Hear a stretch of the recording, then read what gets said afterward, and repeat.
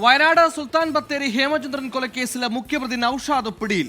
സൗദിയിൽ നിന്നെത്തിയ നൌഷാദിനെ ബംഗളൂരു എയർപോർട്ടിൽ നിന്നാണ് എമിഗ്രേഷൻ വിഭാഗം പിടികൂടിയത്. നൌഷാദിനെ കസ്റ്റഡിയിലെടുക്കാൻ കോഴിക്കോട് നിന്ന് പോലീസ് സംഘം ബംഗളൂരിലെത്തി. നാളെ നൌഷാദിനെ കേരളത്തിലെത്തിക്കും. കേസിൽ കുടുംബമാരോപണമുയർത്തുന്ന ഗുണ്ടൽപേട്ട സ്വദേശിനിയായ യുവതിയിലേക്കടക്കം വരും ദിവസങ്ങളിൽ അന്വേഷണം കടക്കും.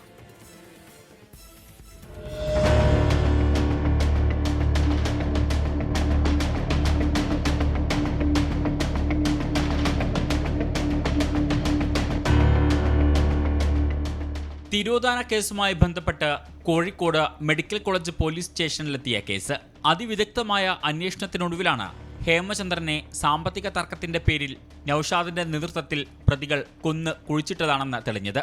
മൃതദേഹം വയനാട് തമിഴ്നാട് അതിർത്തിയിലെ വനത്തിലെ ചതുപ്പിൽ നിന്നാണ് കിട്ടിയത്. കേസിൽ നൌഷാദിന്റെ സഹായികളായ 2 പേരെ നേരത്തെ തന്നെ അറസ്റ്റ് ചെയ്തിരുന്നു. 3 ലക്ഷം രൂപയെ ചൊല്ലിയുള്ള തർക്കത്തിന്റെ പേരിൽ ഹേമചന്ദ്രനെ നൌഷാദിന്റെ നേതൃത്വത്തിൽ തട്ടിക്കൊണ്ടുപോയി കൊലപ്പെടുത്തുകയായിരുന്നു. കോഴിക്കോട് മെഡിക്കൽ കോളേജ് പരിസരത്ത് നിന്നാണ് ഹേമചന്ദ്രനെ തട്ടിക്കൊണ്ടുപോയത്. സുഹൃത്തിനെ കൊണ്ട് നൌഷാദ് ഹേമചന്ദ്രനെ വിളിപ്പിച്ച് മെഡിക്കൽ കോളേജ് പരിസരത്തെത്തിച്ച ശേഷം തന്ത്രപൂർവ്വം തട്ടിക്കൊണ്ടുപോവുകയായിരുന്നു. വയനാട്ടിൽ നൌഷാദിനെ നോക്കാൻ ഏൽപ്പിച്ച വീട്ടിൽ താമസിപ്പിച്ചു.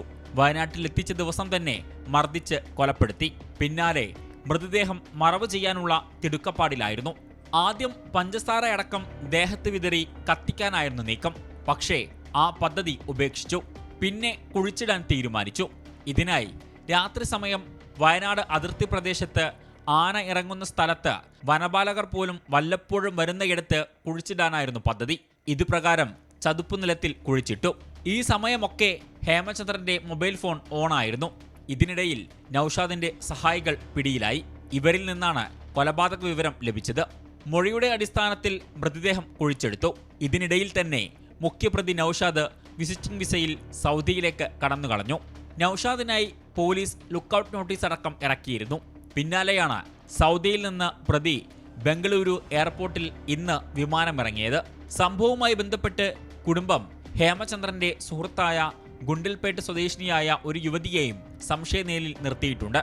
പോലീസ് അന്വേഷണത്തിലും ഗുണ്ടൽപേട്ട് സ്വദേശിനിയായ സൗമ്യക്കെതിരെ തെളിവുകൾ കിട്ടിയിട്ടുണ്ടെന്നാണ് സൂചന. നൌഷാദിനെ വിശദമായി ചോദ്യം ചെയ്യുന്നതിലൂടെ കൂടുതൽ പേരിലേക്ക് അന്വേഷണം നീങ്ങുമെന്നാണ് പ്രതീക്ഷിക്കുന്നത്.